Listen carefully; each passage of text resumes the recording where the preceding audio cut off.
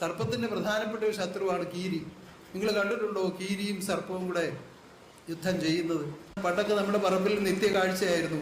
കാരണം കൂടുതൽ വനപ്രദേശങ്ങളൊക്കെ, ചെറിയ ചെറിയ വനങ്ങൾ നമ്മുടെ ഗ്രാമപ്രദേശങ്ങളിലൊക്കെ അധികം ഉണ്ടായിരുന്നു. അപ്പോൾ വെളിയിലേക്ക് ഇറങ്ങി രണ്ടുപേരുടെ ഭയങ്കര യുദ്ധമാണ്. പാമ്പ് അങ്ങനെ ആഞ്ഞു കൊത്തും, കീരി അതിൻ്റെ മുകളിൽ കൂടെ ചാടും, എന്നിട്ട് വട്ടം കറങ്ങും. അപ്പം ഈ യുദ്ധം നടക്കുമ്പോൾ അനേകം തവണ ഈ പാമ്പ് കീരിയെ കൊത്തും. ഇങ്ങനെ കൊത്തി കൊത്തി കൊത്തി പല തവണ ഈ കൊത്ത് കിട്ടിക്കഴിയുമ്പോൾ കീരി അവിടെ നിന്ന് മുങ്ങും. അപ്പോൾ പാമ്പ് വിചാരിക്കും കീരി തോറ്റുപോയതാണ്, യുദ്ധം തോറ്റുപോണതാണോ?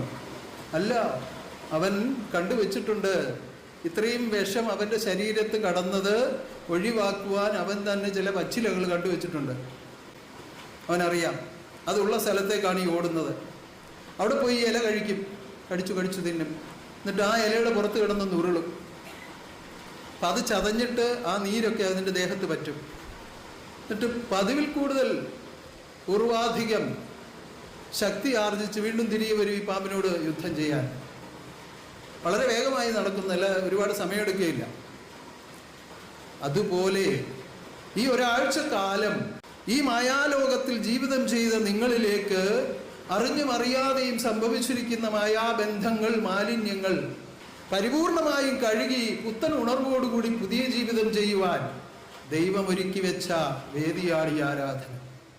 പൊരുൾ നിങ്ങൾക്ക് മനസ്സിലായോ? കീരിയിലേക്കും വിഷമേൽക്കുന്നുണ്ട്. സർപ്പത്തിന് കൊടും വിഷമാണ്. അത് ഒഴിവാക്കുന്ന എന്ത് തിന്നിട്ടാണ്? ഔഷധ സസ്യത്തിൻ്റെ ഇല ഭക്ഷിച്ചിട്ടാണ്. അതിനറിയാം. എന്നതുപോലെ നമ്മളിലേക്ക് ബാധിച്ചിരിക്കുന്ന ഈ മാലിന്യങ്ങളെ, അജ്ഞാനങ്ങളെ, കളങ്കങ്ങളെ അറിഞ്ഞും അറിയാതെയും പലതും നമ്മൾ ബാധിക്കും. ഇങ്ങനെയൊക്കെ അനേകം കാര്യങ്ങൾ ലോകത്തിലുണ്ട്. മായാലോകമാണ്. ഈ മായാലോകത്തിലെ ജീവിതത്തിൽ വന്നു ഭവിക്കുന്ന കേടുപാടുകൾ ഒക്കെ ഒഴിക്കുവാൻ എന്താണ് ഇവിടെ നടത്തുന്നത്? ജ്ഞാനമാകുന്ന തടാകം ഒരുക്കി വെച്ച് അതിൽ നിങ്ങളെ കുളിപ്പിച്ചെടുക്കുകയാണ്. ജ്ഞാനമാം തടാകത്തിൽ ഇറങ്ങി കുളിക്കുന്നോർക്ക്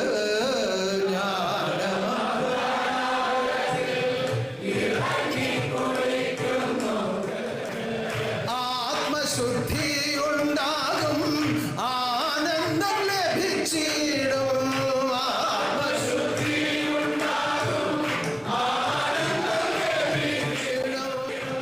സൂക്ഷ്മമായി നിൽക്കുന്ന മാലിന്യങ്ങളെ, മനോമാലിന്യങ്ങളെ, അന്ധകാരങ്ങളെ ഒഴിവാക്കുവാൻ ഒറ്റ വഴിയേ ഉള്ളൂ, ജ്ഞാനാഭിഷേകം. ആ ജ്ഞാനാഭിഷേകം ചെയ്യുവാൻ കഴിവുള്ള ഒരാളേ ഉള്ളൂ പ്രപഞ്ചത്തിൽ. അതാരാണ്? സൂക്ഷ്മ ജ്ഞാന സമ്പൂർണ്ണ സ്വരൂപനാകുന്ന പരമഗുരു.